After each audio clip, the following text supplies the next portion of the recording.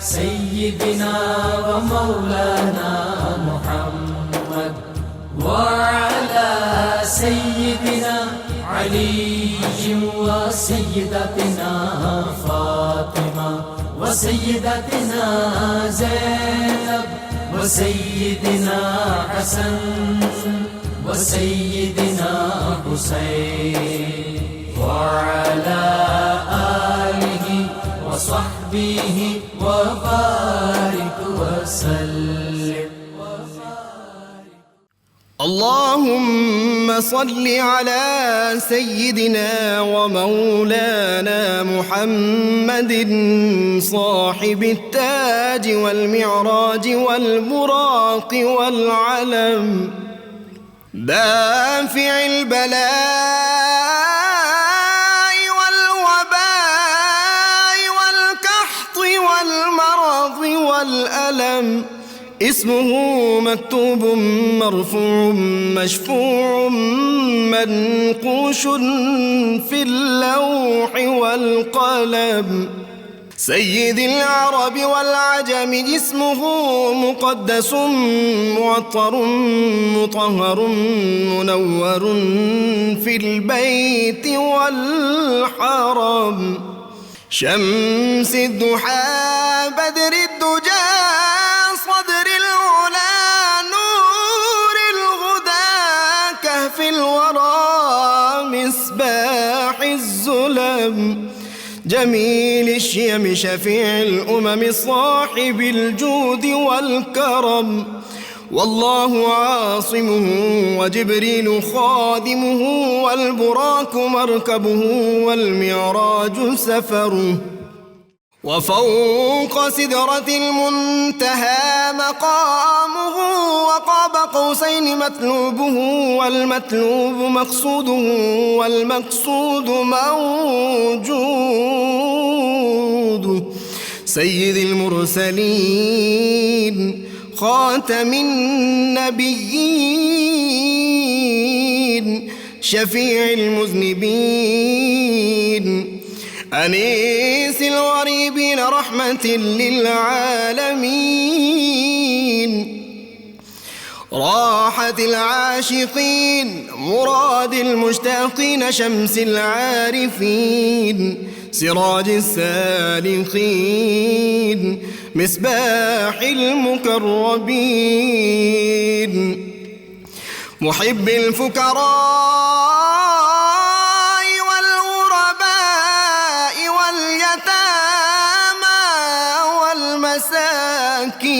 والمساكين سيد الثقلين نبي الحرمين إمام القبلتين وسيلتنا في الدارين صاحب قاب قوسين محبوب رب المشرقين ورب المغربين جد الحسن والحسين مولانا ومولى الثقلين سيدنا أبي القاسم محمد بن عبد الله نور من نور الله يا أيها المشتاقون بنور جماله بلغ العلا بكماله كشف الدجى بجماله حصلت جميع خصاله صلوا عليه وآله وأصحابه وسلموا تسليما سيدتنا فاطمة وسيدتنا زينب बिस्मिल्लाहिर्रहमानिर्रहीम। अस्सलाम वालेकुम नाज़रीन, प्रोग्राम सुबह नूर के साथ आपका मेज़बान नज़ीर अहमद गाज़ी हाज़िर है। नाज़रीन इकराम, हज़रत अबू अनीस मोहम्मद बरकत अली साहब रहमहुल्लाह की मशहूर तालीफ़ अस्माउन नबील करीम सल्लल्लाहु अलैहि वसल्लम से एक इसम मुबारक पढ़ने की सआदत हासिल कर रहा हूँ। सैयदना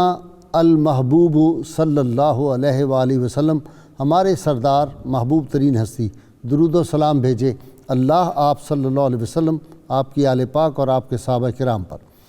हज़रत अब्दुर्रहमान बिन अबी रदी अल्लाह अन्हु अपने वालिद से रवायत करते हैं,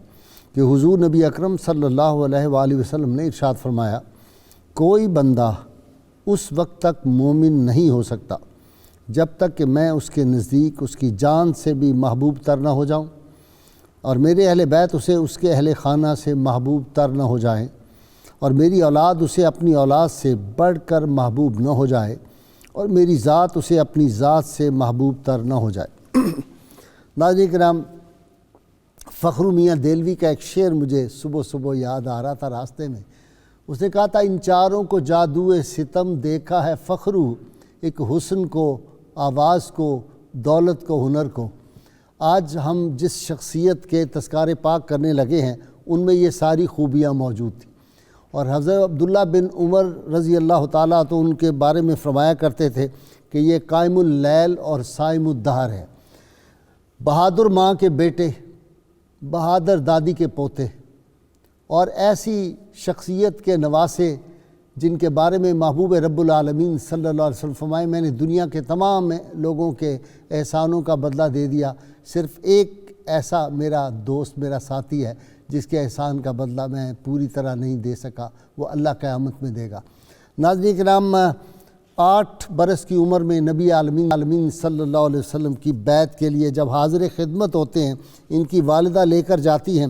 تو ان کے بانک پن اور ان کی چال کو دیکھ کر آپ صلی اللہ علیہ وسلم مسکرائے، اور آپ نے ارشاد فرمایا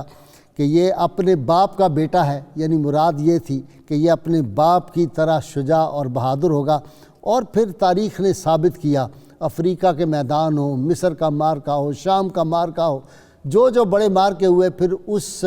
بچہ جو تھا بعد میں پھر وہ جب جرنیل بنا تو اس نے کیسے کیسے مار کے سر کیے، یہ آج میرے اسکالر آپ کو اس کی تفصیلات بتائیں گے۔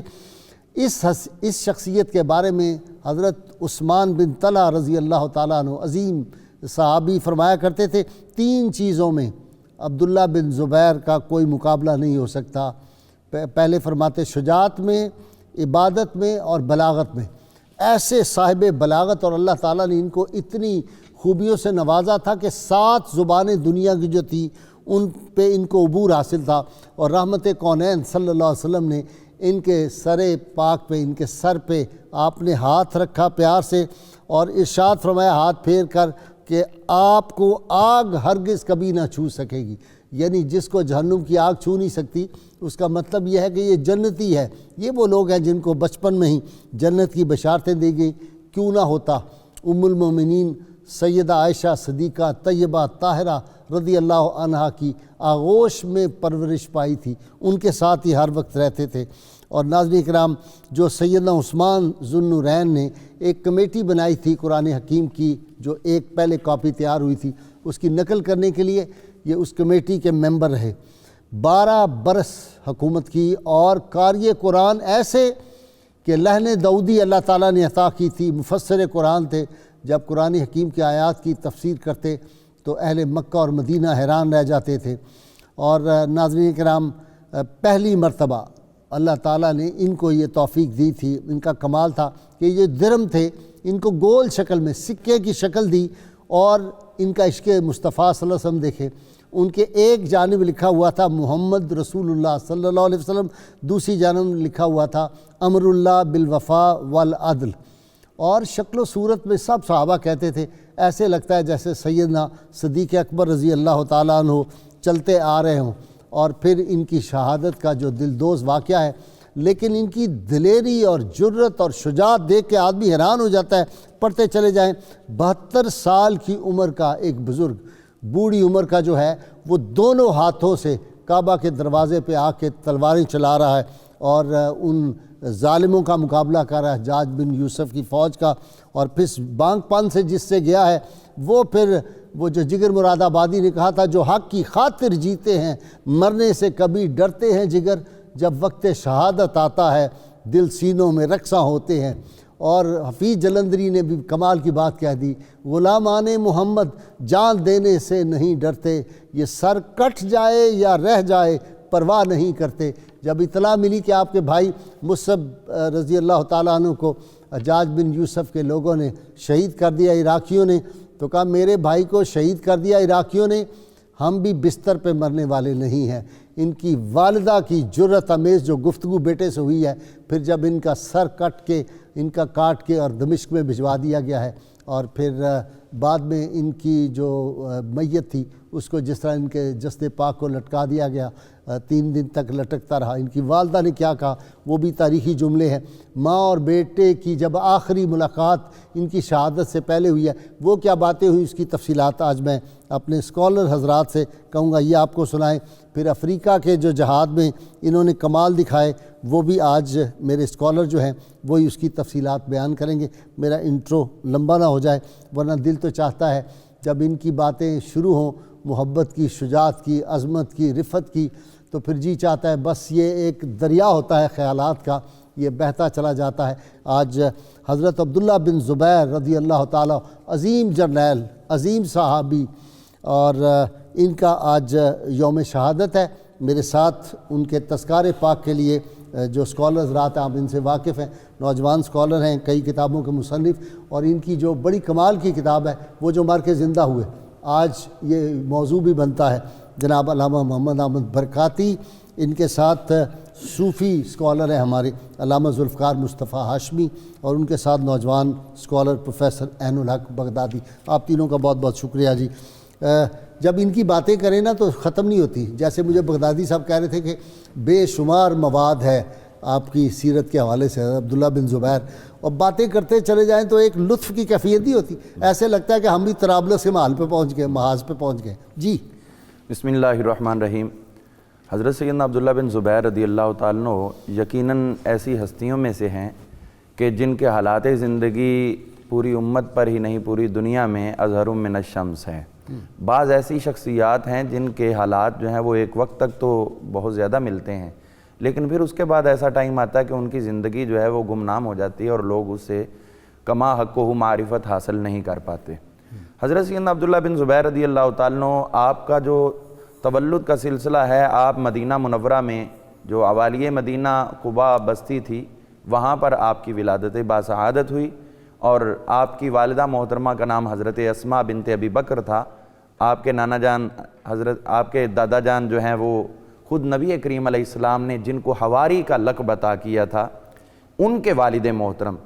اس اعتبار سے اگر دیکھیں تو عوام جو ہیں آپ کے دادا جی ہیں، اور عوام کی ہمشیرہ حضرت خدیجۃ الکبریٰ ہیں، تو عوام کے پوتے ہوئے تو خدیجۃ الکبریٰ کے بھی پوتے لگے، اور حضور صلی اللہ علیہ وسلم کی اس نسبت سے یہ حضور کے بھی پوتے لگے، اور حضور صلی اللہ علیہ وسلم کی پھوپھی جان کے اور دوسرے نمبر پر یہ آ گیا رشتہ حضور صلی اللہ علیہ وسلم کی پھوپھی حضرت سیدہ صفیہ رضی اللہ تعالیٰ عنہا۔ کیا دلیر خاتون تھی، تو ان کے تمام اثرات تو ان کے اندر بھی موجود ہیں، ان کے ابا جی کے اندر موجود ہے، اور پوری دنیا نے دیکھا ہوا ہے، اور اوراق تاریخ کے جو ہیں اس سے بھرپور ہیں اور لبریز ہیں، گواہ ہے جی۔ حضور صلی اللہ علیہ وسلم نے جب آپ مدینہ منورہ ہجرت فرمائی تو اس وقت جو یہود مدینہ تھے انہوں نے خود جج کیا، حالانکہ کوئی اتنا لمبا پیریڈ نہیں گزرا تھا، جسٹ جو ہے وہ چند ایک ماہ گزرے تھے، تو انہوں نے ایک از خود جو ہے وہ فضا بنانی شروع کر دی کہ مسلمانوں کا دین تو ایسے ہی عارضی طور پہ شروع ہوا ہے، لوگ خام خواہ ان کی طرف جا رہے ہیں، یہ تو جلدی ختم ہو جائے گا، گھڑی بات، جتنے مسلمان ہو گئے بس یہی ہیں، اور یہ مر جائیں گے تو کام ختم، کیونکہ ان کی عورتوں نے تو آگے کو بچہ جنم ہی نہیں دینا، ہم نے بند کر دیے، اور وہ جادو پہ بڑا فخر کیا کرتے تھے، اور بہت ہی ان کو اس پہ مان تھا کہ اب ان کی عورتیں بچہ جنم نہیں دیں گی، اور تم مسلمانوں کو بھی شدت سے انتظار تھا، چونکہ وہ مسلمان جو حضرت سیدنا مصعب بن عمیر رضی اللہ عنہ ان کے توسط سے مسلمان ہو چکے تھے، اور ان کو سال سے زیادہ عرصہ گزر چکا تھا، وہ تو بہت شدت سے خواہش مند تھے کہ یہ یہود جھوٹے ثابت ہوں، یہ اگر اس مقصد میں جھوٹے ہو گئے تو ہمیں تبلیغ اسلام آسان ہو جائے گی۔ تو اب حضور صلی اللہ علیہ وسلم نے جب ہجرت فرمائی تو اس کے بعد حضرت اسماء بنت ابی بکر آ رہی تھی، تو راستے میں جو وقت تھا آپ قباء میں قیام پذیر ہوئیں، تو یہاں پر جو ہے وہ ان کی ولادت ہوئی، اور آپ غازی صاحب ان کا عشق و محبت دیکھیے، قباء کی بستی اگر پیدل اندازہ کریں جہاں پر حضور صلی اللہ علیہ وسلم جلوہ افروز ہیں، روضہ مقدسہ کئی میل کا سفر ہے، اور بچہ تولد ہوا ہے اس کو کوئی گھٹی تک نہیں دی، اتنا جو لمبا سفر کروایا، کہا کہ لے کے جاؤ ان کو آقا کی خدمت میں پیش کرو، اور یہ لے کر گئے اور حضور صلی اللہ علیہ وسلم کی خدمت میں پیش کیا۔ حضور صلی اللہ علیہ وسلم کے غلاموں نے جب دیکھا، صحابہ نے، تو پہلی دفعہ جو ہے وہ مدینہ منورہ کی ساحتوں میں اور اس کی فضاؤں میں جو ہے ہجرت کے بعد دوبارہ پرجوش جو ہے وہ نعرے بلند ہوئے، اور پھر جو حضور صلی اللہ علیہ وسلم نے گھٹی مبارک ان کو عطا کی، کھجور اپنے منہ میں لگا کے اپنا لعاب دہن مکس کر کے عطا فرمائی، اس کی تاثیر دیکھیے۔ اس کی تاثیر یہ ہوئی کہ آپ کے 100 غلام تھے مختلف زبانوں والے، اللہ، اور آپ ہر غلام سے اس کی مادری زبان میں کلام کیا کریں. 7 زبانیں ہاں جی، جی. ہفت زبان. نہیں جی، 100 100 کی الگ روایت ہے، 100 کی ہے جی. تو اس میں آپ یہ دیکھیے کہ 100 غلام اور 100 زبانیں. تاریخ کے اندر یہ کہیں نہیں لکھا کہ آپ کوئی بھی زبان سیکھنے کسی اور جگہ پر گئے. یہ سارے کے سارے حضور صلی اللہ علیہ وسلم کے لعاب دہن کی برکتیں کا ہیں. صدقہ. اللهم صل على سيدنا ومولانا محمد وعلى سيدنا علي وسيدتنا فاطمة وسيدتنا زينب وسيدنا حسن وسيدنا حسين وعلى آله وصحبه وبارك وسلم. اللهم صل على سيدنا ومولانا محمد وعلى سيدنا علي وسيدتنا فاطمة وسيدتنا زينب وسيدنا حسن وسيدنا حسين وعلى آله وصحبه وبارك وسلم. اچھا جی، ہاشمی صاحب کمال کی بات. انہوں نے کہا کہ صحابہ نے نعرے بلند کیے، نعرہ تکبیر لگایا. تو جب ان کی شہادت ہوئی تو حضرت عبداللہ بن عمر نے کہا کہ یہ شور کیسا ہے؟ انہوں نے کہا جی وہ شامی فوج کامیاب ہوگی، عبداللہ بن زبیر کو شہید کر دیا گیا ہے، یہ نعرے لگا رہے ہیں خوشی میں. تو آپ نے کہا جنہوں نے ان کی پیدائش پہ نعرے لگائے تھے وہ ان سے بہت بلندتر تھے، یہ تو بڑے کم ترین لوگ ہیں. جی بسم اللہ الرحمن الرحیم. قبلہ غازی صاحب بہت سی سعادتیں اپنے دامن میں سمیٹے ہوئے، کچھ کا تذکرہ ہوا، کچھ تذکرہ چل رہا ہے. پیارے کریم آقا صلی اللہ تعالیٰ علیہ وسلم نے سیدنا ابوبکر صدیق رضی اللہ تعالیٰ عنہ کو بلایا اور آپ کو حکم فرمایا کہ ان کے کان میں اذان دو. اچھا، اذان سیدنا صدیق اکبر رضی اللہ عنہ نے دی. اور پھر پیارے کریم آقا صلی اللہ تعالیٰ علیہ وسلم نے خود ان کا نام نامی اسم گرامی عبداللہ جو ہے وہ رکھا. اور قبلہ غازی صاحب بڑے ایک اعزاز کی اور کمال کی بات ہے کہ نبی رحمت صلی اللہ علیہ وسلم کے دامن رحمت سے جو خیرات ان کو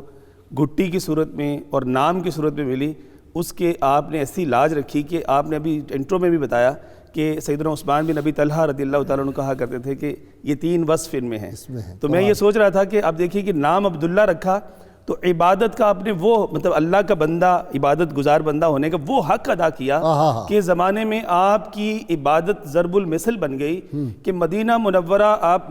مدینہ منورہ سے مکہ مکرمہ کا سفر فرماتے تو پورا سفر روزے کی حالت میں گزارتے. اور آپ کے سیر نگار لکھتے ہیں کہ 8 دن آپ افطار نہیں فرمایا کرتے تھے کہ روزے کا عالم یہ تھا اور عبادت کا عالم یہ تھا کہ آپ ایک شب پوری جو ہے وہ قیام کرتے اور اپنے رکوع اور سجود جو ہے ان کو مختصر فرماتے. اگلی شب جو ہے وہ پوری رات رکوع فرماتے، پھر اس سے اگلی شب اسی طرح سے سجود فرماتے. اور حالت یہ ہوتی کہ آپ کے سیر نگاروں نے لکھا کہ جب آپ قیام کی حالت میں ہوتے تو یوں محسوس ہوتا کہ کوئی ستون کھڑا ہے، ہلتے جلتے نہیں. اللہ اکبر. اور کئی مطلب قرآن حکیم فرقان مجید کے پارے تلاوت فرما دیتے. اور جب اگر کبھی آپ رکوع میں چلے جاتے تو گدھ آپ کے یا کوئی پرندے آ کے آپ کی کمر پر بیٹھ جاتے کہ اس طرح بے حس و حرکت آپ کھڑے رہتے. اور سجدے کی حالت میں جانے والوں نے حالت دیکھ کے یہ کہا کہ یوں لگتا کہ جیسے کوئی کپڑا پڑا ہوا ہے، کوئی فرد نہیں ہے. حضور علیہ السلام نے عبداللہ نام رکھا، اپنی عبادت وہ کر کے دکھا دی کہ جو شاید کوئی کر سکا ہو. وہ حضرت امام اعظم رحمۃ اللہ علیہ کے بارے میں آتا ہے نا کہ ان کے ایک جو تھے ہمسائے، اس نے کہا ایک ستون ہوتا تھا کھڑا ہوا، ہم دیکھتے تھے وہ ستون کہاں گیا، گر گیا. پتہ چلا کہ آپ کا وصال پاک ہوا، ساری رات آپ جو قیام فرماتے تھے جیسے ستون، اتنا لمبا قیام ہوتا ہوگا. یہ اللہ تعالیٰ کے مخلصین. اچھا جی، اپنا بغدادی صاحب سیدنا صدیق اکبر نے کیا منظر ہوگا جی؟ مدینہ کی گلیاں ہیں، رضی اللہ ایک تعالیٰ بچے کو ہاتھ کے اوپر اٹھایا ہوا ہے، معصوم کو، چاند جیسا چہرہ، اور سارے مدینہ کی گلیوں میں پھرا رہے ہیں اور یہودیوں کو ذلیل و رسوا کر رہے کہ تم کہہ رہے تھے بچہ کوئی نہیں ہوگا، ہم نے بند کر دیا، یہ دیکھو اللہ نے چاند سے مکھڑے والا عطا کر دیا. کیا منظر ہوگا جی؟ ماشاءاللہ غازی صاحب، کیونکہ جس طرح یہ بات ہو رہی تھی کہ کافی عرصے کے بعد مسلمان جب ہجرت مدینہ ہوئی تو کافی عرصے کے بعد آپ کی پیدائش ہوتی ہے، تو اس کے اوپر اتنے خوش ہوتے ہیں مدینہ والے کہ فکبروا تکبیرۃ حتی ارتجت مدینہ، مدینہ گونج اٹھا ایک ہی تکبیر کے ساتھ۔ اب ظاہر خوشی اتنی زیادہ تھی کہ سیدنا صدیق اکبر رضی اللہ تعالیٰ ابن عساکر یہ روایت بیان کرتے ہیں کہ فطاف بہ المدینہ کلھا، تو جو جلال الدین سیوطی کے آپ یعنی حضرت ابوبکر صدیق رضی اللہ تعالیٰ عنہ آپ کو لے کر پورے مدینہ کا آپ نے طواف کیا۔ اچھا، امام جلال الدین سیوطی رحمۃ اللہ علیہ اس کی تشریح کرتے ہوئے فرماتے ہیں کہ طافہ کا جو مطلب ہے وہ طواف کرنا اس طرح کا نہیں ہے، مشا بہی بیتن بیتا، یعنی آپ کو لے کر وہ ایک ایک گھر میں گئے، یہ خوشی کا عالم تھا۔ ہائے ہائے ہائے، یہ دیکھو چاند آیا ہے۔ اور خوشی ہے پھر دیکھیں کہ جو پہلی گھٹی جس طرح بتایا گیا کہ اول ما دخل فی جوفہ ریق رسول اللہ صلی اللہ علیہ وسلم، کہ سب سے پہلے جو چیز آپ کے بطن میں جاتی ہے وہ آپ علیہ الصلوۃ والسلام کا لعاب دہن ہے۔ واہ واہ، یہ وہ آپ جب بڑے ہوتے ہیں تو ایک بڑی وہ روایت ہے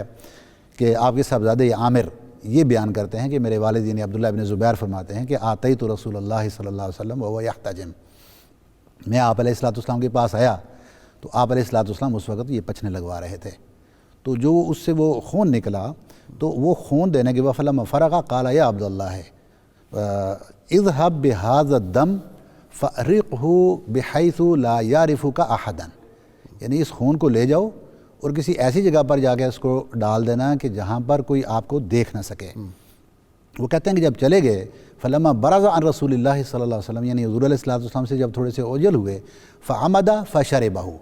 تو انہوں نے یہ قصد کیا اور اس خون کو بجائے اس کے کہ وہ کسی ایسی جگہ پر رکھتے وہ پی خون لیا۔ تھوڑا ہی تھا جی، وہ نور تھا، بارک اللہ فیک، بارک اللہ فیک، ماشاء اللہ ماشاء اللہ، وہ جوہر نور تھا بلکہ۔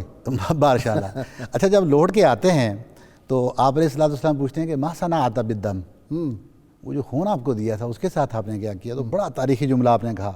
قال عمدت الی اخفى موضع ما علمت، میں نے اس خون کو ایک ایسی جگہ پر ڈال دیا ہے فجعلته فیہ، جو مکان سب سے زیادہ مخفی تھا، میں نے سمجھا اس سے زیادہ اوجل جگہ کوئی اور ہو نہیں سکتی، محفوظ ترین جگہ، محفوظ ترین جگہ تھی، وہاں میں نے ڈال دیا۔ تو اب آپ علیہ الصلوۃ والسلام کا کمال کہ آپ نے فرمایا کہ مجھے لگتا ہے لعلک شربتہ، مجھے لگ رہا ہے تو نے وہ خون پی لیا ہے۔ تو مورخین یہ فرماتے ہیں کہ آپ کی زبان کے اندر جو آپ نے تین چیزیں بیان کی کہ بلاغت کا وہ انداز اور آپ کی شجاعت اور آپ کے اندر عبادت کہ آپ لکڑ کی طرح جیسے کھڑی ہوتی ہے ایسے کھڑے ہوتے عبادت میں، یہ ساری چیزیں حضور علیہ الصلوۃ والسلام کے وہ دم مبارک جو آپ کے جسم کے اندر وہ نور اترا اس کی وجہ سے تھی۔ واہ واہ۔ آپ کی عبادت اچھا کے بارے یہاں میں ایک بات اور جو ہے کہ میرا یقین ہے، ایمان میرا ہے پختہ ایمان اس پہ کہ آپ صلی اللہ علیہ وسلم جب یہ لے کے گئے ہیں تو جا کے انہوں نے پیا، آپ صلی اللہ علیہ وسلم کو پتہ چل گیا، بے شک پتہ تھا کہ اس نے پیا، اس لیے یہ جو سوال جواب ہے نا بارک اللہ اس میں ہی پتہ چل رہا ہے کہ آپ صلی اللہ علیہ وسلم کو پتہ تھا۔ فوری طور پہ۔ اب غازی صاحب بات ان کی عبادت کی ہوئی تو آپ کو جو یہ چیزیں ملیں اس سے آپ نے دین اور دنیا کا حسین امتزاج بھی پیش کیا، یعنی آپ نے دنیا کو بھی کمایا اور دین کو بھی کمایا۔ جس طرح بات ہو رہی تھی کہ آپ کا ایک سو غلام تھا، عمر بن قیس یہ بیان کرتے ہیں کہ کنتا اذا نظرت الیہ، یعنی جب آپ ان کی جو آخرت ہے، نظرت الیہ فی الآخرہ، آخرت ہی، جب ان کی آخرت کو آپ دیکھتے تو آپ کو یوں لگتا کہ جیسے آپ کی آنکھ نے دنیا کو کبھی دیکھا ہی نہیں، واہ واہ، یعنی آخرت کی طرف جب جاتے یعنی ان کی اور جب پریکا کی حیثیت نہیں پریکا تھی کی حیثیت، دنیا کی۔ جی اور جب علامہ صاحب، دنیا کی حیثیت ان کی نظر میں کیا ہوگا؟ دنیا کی حیثیت، تخت سکندری پر وہ تھوکتے نہیں ہیں، بستر لگا ہوا ہے جن کا تیری گلی میں، اور دنیا ان کے پاس اس قدر فریفتہ اور وارفتہ ہو کر حاضر رہتی تھی کہ دنیا آج بھی سوچے تو حیرت میں پڑ جاتی ہے کہ اس دور میں آپ کے والد محترم حضرت سیدنا زبیر رضی اللہ عنہ کا جب وصال ہوا تھا تو حساب کیا گیا تو آپ اس دور میں 22 لاکھ درہم کے مقروض نکلے۔ اچھا، مقروض 22 لاکھ درہم اس دور کی رقم، حضرت زبیر۔ اور جب ان کی چھوڑی ہوئی وراثت کا اندازہ کیا گیا تو وہ 5 کروڑ روپے سے زائد تھی۔ اچھا، 5 کروڑ سے اوپر، 5 کروڑ 2 لاکھ کے قریب آپ نے وہ ترکہ چھوڑا۔ آپ نے لوگوں کو بلایا، حضرت عبداللہ بن زبیر نے، چونکہ حضرت زبیر بن عوام نے ان کو وصیت کر دی تھی کہ آپ نے میرا جو ہے وہ قرض بھی چکانا ہے، تو انہوں نے اعلان کیا مدینہ منورہ میں، مسجد نبوی شریف کے اندر اعلان کیا، پھر مکہ مکرمہ میں کیا، اور جگہوں پر، بصرہ میں، جگہ جگہ پر. نہیں وہ کاروباری، وہ اس طرح کا قرض نہیں تھا. جی نہیں، وہ اس طرح میں کہہ رہا ہوں، لیا ان کے پاس اتنے پیسے تھے. دوسری طرف 5 کروڑ ہے. کاروباری جو ہوتی ہے لین دین، اس میں جو دینے تھے لوگوں کے پیسے. ہاں جی. تو اب یہ ہوا کہ انہوں نے جب آپ کے باقی بھائی، آپ کے 7 بھائی اور تھے اور 11 بہنیں تھیں آپ کی، انہوں نے تقاضا کیا کہ آپ جو ہے وہ ہمیں وراثت دیں والد محترم کی. وہ کہنے لگے میں اپنے ابا جان کے اوپر کوئی داغ نہیں رہنے دوں گا. آپ نے حج کے موقع پر اعلان کیا تمام حاجیوں کو میدان عرفات میں کہ میرے ابا جی سے جس نے قرض لینا وہ آئے اور اپنا قرض حاصل کر لے. اور اس وقت دیا. پھر کہا کہ جو آپ حج کرنے آئے ہو اپنے اپنے علاقوں میں منادی کرا دینا کہ اگلے حج کے موقع پر پھر میں اعلان کروں گا، اور جس نے لینا ہو وہ آ کے لے لے. پھر اس کے بعد 4 سال تک مسلسل آپ نے منادی کروائی، اور حج کے ایام میں اور علاقوں میں کہ میرے ابا جی سے کسی نے لینا ہو تو وہ آ کے اپنا قرض حاصل کر سکتا ہے. اس کے بعد آپ نے وراثت کو تقسیم فرمایا ہے. آپ کا جو بچپن تھا وہ بھی تو بے مثال تھا. ذہانت، یادداشت، اور اس کے ساتھ ساتھ جو ہے وہ اسی وقت سے بہادری کے جوہر جو ہے وہ آپ کی زندگی میں نمایاں تھے. اللہم صلی علی سیدنا و مولانا محمد وعلی سیدنا علی و سیدتنا فاطمہ و سیدتنا زینب و سیدنا حسن و سیدنا حسین وعلی آلہ وصحبہ وبارک وسلم. اللہم صلی علی سیدنا و مولانا محمد وعلی سیدنا علی و سیدتنا فاطمہ و سیدتنا زینب و سیدنا حسن و سیدنا حسین وعلی آلہ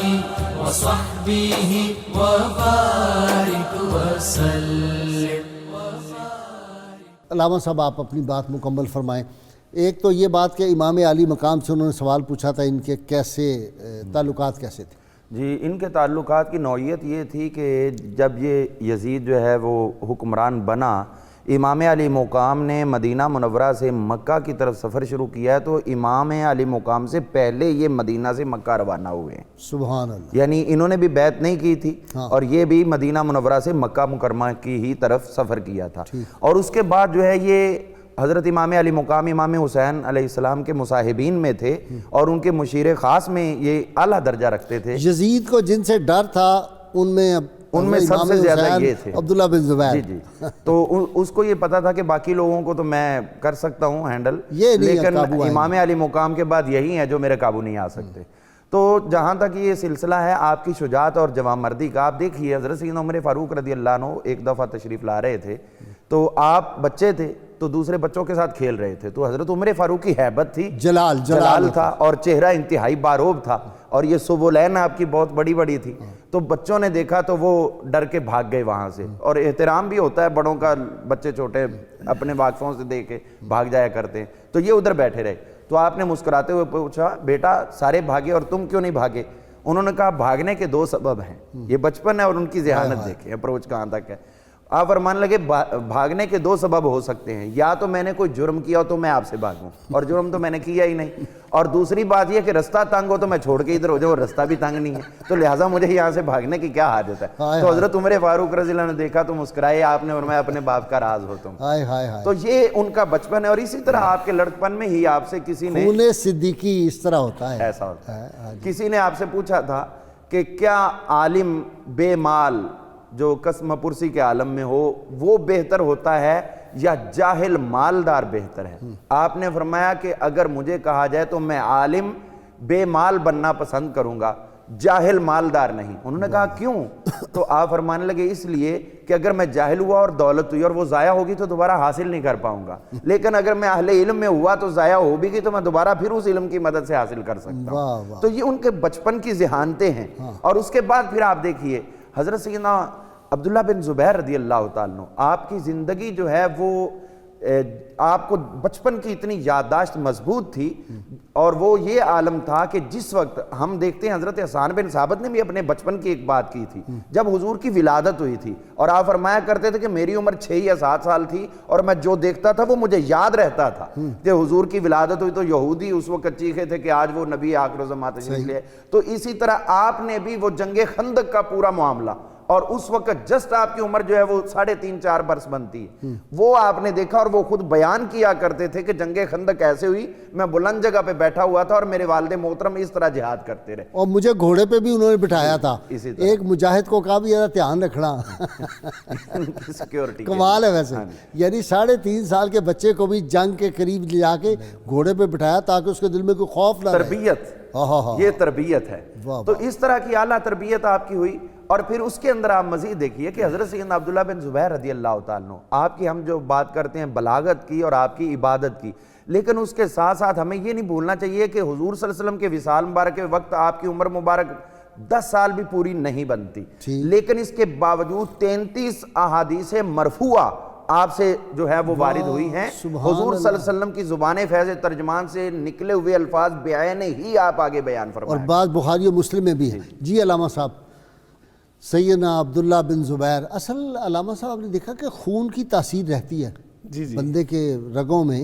وہ جو خون کی تاثیر دیکھے نا، شجاعت امام عالی مقام امام حسین علیہ السلام، سارا کنبہ شہید ہو گیا لیکن وہ کھڑے ہیں، ان کے اپنے جو عزیز و اقارب تھے اور دوست تھے وہ بھی چھوڑ گئے تھے، جب آخری وقت آیا ہے تو وہ شامی فوج چڑھ گئی اور انہوں نے آ کے کعبۃ اللہ کی بے حرمتی کی، تو اس وقت بھی اچھا ایک بات ان کی بڑی خوبی والی ہے کہ وہ جو نقصان پہنچا تھا حرم پاک کو پہلی جو حملے میں، تو انہوں نے دوبارہ نیا تعمیر کرایا، اور حجر اسود کو جو نقصان پہنچا اس کو چاندی کا فریم بنا کے اس کے اندر فٹ کیا۔ جی قبلہ غازی صاحب، بہت سی خدمات ہیں ان کی اس حوالے سے کہ حرم کعبہ کی نئی تعمیر اور پہلی توسیع جو ہے وہ آپ نے کروائی، جو مطاف تھا اس کو بڑا کروایا، اور غلاف کعبہ کا اعزاز آپ کے دامن میں ہے کہ اس سے پہلے، آپ سے پہلے جو ہے وہ کعبۃ اللہ پر مختلف اون جو ہے جانوروں کی، اس کے مطلب بنا ہوا غلاف چڑھایا جاتا تھا، تو آپ نے دیباج کا، ریشم کا پہلی دفعہ غلاف کعبۃ اللہ پر چڑھایا، اور سیدتنا عائشہ صدیقہ رضی اللہ تعالی عنہا سے روایات لے کے حضور علیہ السلام کا وہ خواہش اور فرمان جو ہے کہ یہ حتیم کعبہ جو ہے یہ کعبۃ اللہ کا حصہ ہے، تو اس کو بھی پہلی دفعہ آپ نے جو ہے وہ اس میں شامل کر کے اس کی نشاندہی فرمائی، اور اس کو کعبۃ اللہ کا جو ہے وہ حصہ لوگوں کو بتایا کہ یہ بھی کعبۃ اللہ کا حصہ ہے۔ جی اپنا بغدادی صاحب آپ کی طرف آتا ہوں، جرجیر، فرعون، افریقہ کا جرنیل، بڑی گردن میں سریا، 3 آپ کی خصوصیات تھیں اور ان میں سے ایک شجاعت تھی، تو آپ کی بڑی تدبیر بھی تھی۔ جب عبداللہ بن سعد انہوں نے طرابلس پر یلغار کرنے، عبداللہ بن ابی سرا بھی کہتے ہیں، اپنے سرح ابرہ، جی، تو انہوں نے جب یہ ڈیمانڈ کی طرابلس کے اوپر یلغار کرنے کی، تو ان کو اجازت مل گئی۔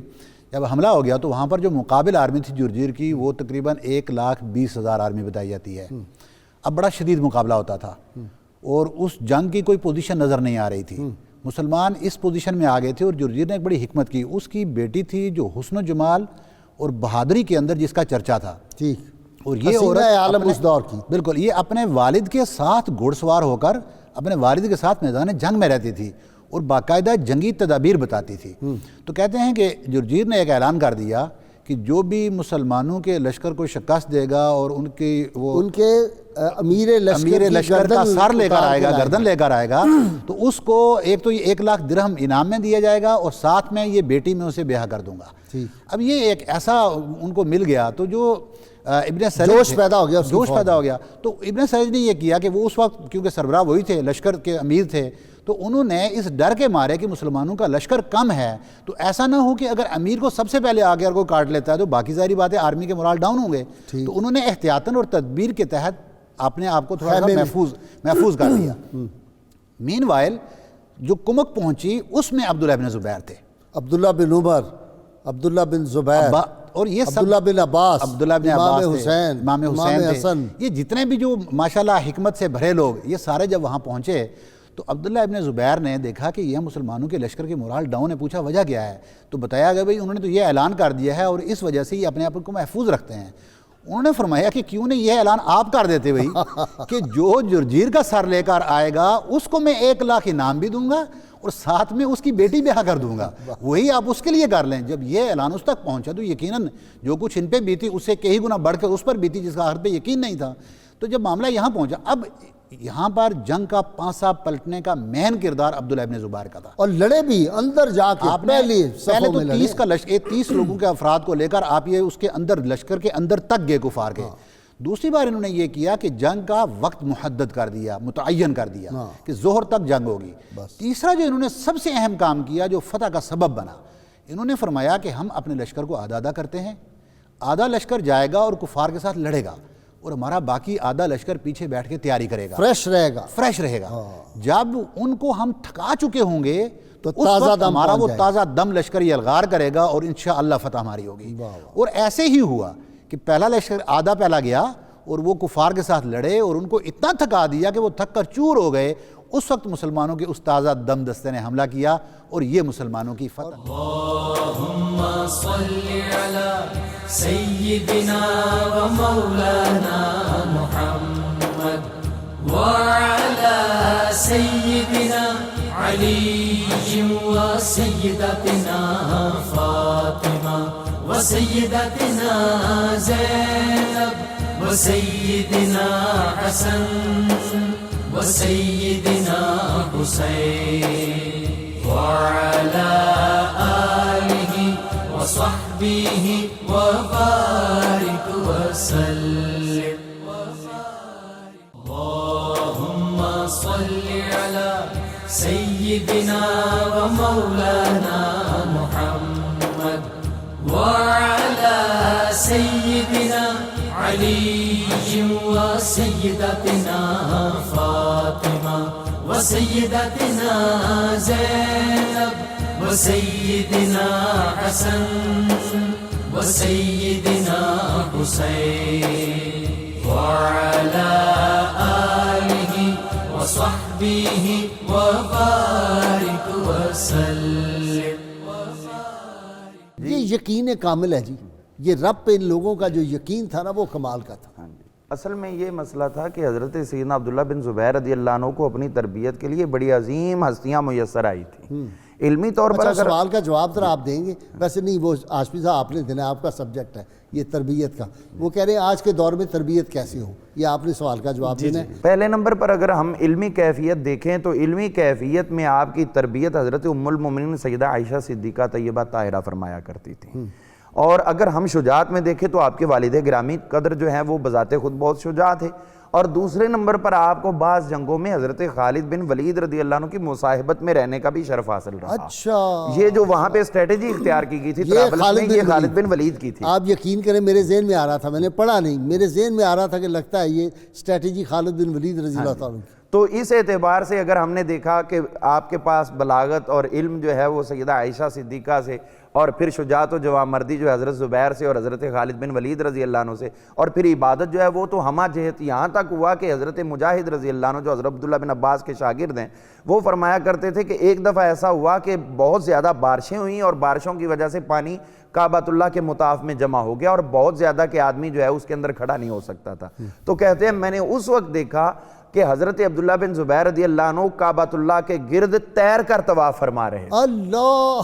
یعنی اس قدر عبادت کے ساتھ انس تھا۔ اور فرمایا کرتے تھے کہ عبادت کی جتنی بھی جہتیں ہیں وہ ساری کی ساری عبداللہ بن زبیر نے ادا کی ہیں۔ اور حضور صلی اللہ علیہ وسلم سے جب حضرت عائشہ صدیقہ طیبہ طاہرہ نے عرض کیا تو حضور سب کی کنیتیں ہوتی ہیں اور میری کوئی نہیں، تو سننے ابی داؤد میں ہے حضور نے فرمایا کہ تم اپنے بیٹے عبداللہ کی کنیت اختیار کر لو۔ تو بیٹا اس لیے کہتے ہیں کہ یہ رشتوں کا تقدس ہے۔ حضور کا فرمان ایک اور جگہ پر ملتا ہے، آپ ارشاد فرماتے ہیں الخالۃ کالام، خالہ ماں کی طرح ہوا کرتی ہے۔ اور وہ جب بچے کی کسٹڈی کا معاملہ ہے نا اسلامی عدالت میں اور ماں نہ ہو تو پھر خالہ کی پرائرٹی ہوتی ہے۔ جی اس دور میں تربیت کیسے، وہ تو عظیم ہستیاں سی، عظیم ہستیوں نے تربیت کی، اب کیا معاملہ ہو؟ جی قبلہ غازی صاحب، میں سمجھتا ہوں کہ ایک بڑی احسن صورت تو صبح نور ہے کہ اپنی اولادوں کو یہ پروگرام دکھائیں، اس میں یہ تذکار پاک جو ہوتے ہیں اس سے انشاءاللہ تبارک و تعالیٰ بڑی احسن تربیت کا سلسلہ روزنامہ بنے گا۔ 92 پڑھیں۔ جی ہاں، اور اس کے بعد آپ دیکھیے کہ اس میں سے ایک میں جو ہے وہ پھول پیش کرتا ہوں کہ آپ کے والد گرامی سیدنا زبیر بن عوام رضی اللہ تعالیٰ عنہ کی والدہ سیدتنا صفیہ رضی اللہ تعالی عنہا جو حضور صلی اللہ علیہ وسلم کی پھوپھی جان ہیں، انہوں نے اپنے شہزادے کی تربیت کیسے کی ہے کہ آپ بہت سخت انداز سے تربیت فرماتی، یہاں تک کہ مطلب جو ہے وہ حسب ضرورت ان کو مارتی بھی تھیں، اور آپ کے جو دیگر عزیز و قارب تھے وہ کہتے ہیں کہ کیا کرو گی، اس کو مار دو گی؟ تو آپ کہتی نہیں، میں اس کو شجاع بنا رہی ہوں، اس کو ادب سکھاتی ہوں۔ اور ایک مرتبہ آپ کے بارے میں ملتا ہے کہ ایک نوجوان دروازے پر آیا اور اس نے کہا کہ میں نے زبیر سے ملنا ہے۔ تو آپ نے کہا کہ تم کیوں ملنا چاہتے ہو، کس لیے آئے ہو اس سے ملنے کے لیے؟ کہ مطلب مائیں اپنے بچوں کی ہر حرکت پر نظر رکھیں، اس کا ایک مظہر ہے یہ۔ تو انہوں نے کہا کہ میں ان سے کشتی کرنا چاہتا ہوں، پہلوان ہوں۔ تو آپ نے کہا ہاں پھر ٹھیک ہے، پھر میں اس کو بھیجتی ہوں۔ گئے، جا کر کشتی کی اور اس کو پچھاڑا، حضرت زبیر رضی اللہ عنہ نے پچھاڑ کر یہاں تک کہ اس کا بازو توڑ دیا اس کشتی کے دوران۔ تو آپ جو واپس جب پہنچے تو وہ نوجوان بھی جو ہے وہ ٹوٹا ہوا بازو لے کے آیا۔ تو حضرت سیدتنا صفیہ رضی اللہ تعالی عنہا نے فرمایا کہ کیا تم نے اس کو پنیر اور کھجور کی طرح سے نرم پایا کہ اس کو ہڑپ کر جاتے، یا تم نے اس کو جھپٹنے والے جو ہے وہ شکرے کی طرح سے پایا کہ یہ تم پر جھپٹ پڑتا؟ تو آپ رضی اللہ تعالی عنہا یہ اس انداز سے تربیت کرتی تھی کہ غیرت اور اس کے اندر شجاعت، اور اس پھر کے ماں اندر کیسی جی، آپ صلی اللہ علیہ وسلم فرمائیں کہ نہ ان کو لے کے آنا خود میں، حضرت سید الشہداء امیر حمزہ کی لاش مسلح دیکھیں گی تو وہ بہت زیادہ پریشان ہو جائیں گے۔ انہوں نے کہا نہیں، میں بہادر بھائی کی بہادر بہن ہوں، گئیں جا کے انا للہ و انا الیہ راجعون پڑھا، اور جس بہادری سے اپنے بھائی کو وہ خراج تحسین پیش کیا۔ دیکھیں نا کیسے کیسے لوگ تھے جی۔ دیکھیں جو بات ہو رہی ہے میں اس کو آگے لے کر چلتا ہوں تربیت کی۔ اب آپ کی تربیت کا یہ تقاضا تھا کہ جب آخری وقت آیا اور اس وقت آپ کو 3 آپشنز دی گئیں کہ یا تو آپ اپنے آپ کو قیدی بنوا دیں اور ہم آپ کو دمشق بھجوا دیتے ہیں، اور یا آپ کسی ملک میں چلے جائیں، یہاں سے ہجرت کر جائیں، اور یا آپ کے پاس آپشن تیسری بچتی ہے کہ آپ جنگ کریں۔ تو آپ نے وہ تیسری آپشن کو اختیار کیا۔ اس سے پہلے آپ اپنی والدہ کے پاس جاتے ہیں۔ ہائے ہائے ہائے، اور غازی صاحب قبلہ جب میں یہ پڑھ رہا تھا نا، یقین جانا آنکھیں نم ہو جاتی ہیں کہ جب آپ اپنی والدہ کے پاس جاتے ہیں اس وقت ان کی عمر کا تقاضا بھی تھا، لیکن اور اس عمر کے اندر جب 100 برس کے قریب 100 برس کے قریب، اور دیکھ بھال کے لیے جب بیٹا بھی ہو، اور اس وقت آپ نے جب ان سے جا کے پوچھا کہ اب آپ مجھے نصیحت فرمائیں، یہ آخری وقت ہے، مجھے لگتا ہے کہ میرے یہ 1 اور 2 دن یہ زندگی کے آخری ایام ہیں، تو مجھے کیا کرنا چاہیے؟ تو یہ وہ عظیم جملے تھے۔ اس وقت انہوں نے فرمایا کہ اگر آپ کو لگتا ہے کہ تم حق پر ہو تو پھر حق کے لیے جہاد کرو، حق کے لیے جنگ کرو۔ آپ یہ مت سوچو آپ کے اصحاب جو ساتھی ہیں وہ اسی حق کے لیے مرے ہیں، اور اگر آپ نے دنیا کا ارادہ کیا ہوا ہے اور اپنی خلافت اور دنیا کے لیے اور بادشاہی کے لیے یہ لڑ رہے ہو تو پھر آپ سے برا آدمی کوئی نہیں ہے۔ پھر آپ نے اپنے آپ کو بھی ہلاک کر لیا ہے، آپ نے ان کو بھی ہلاکت میں ڈال دیا۔ گویا کہ یہ بتا رہی تھیں کہ آپ کے اندر تو وہ چیز پائی جاتی ہے، حضور علیہ الصلوۃ والسلام کا نور آپ کے اندر موجود ہے۔ تو انہوں نے کہا کہ اے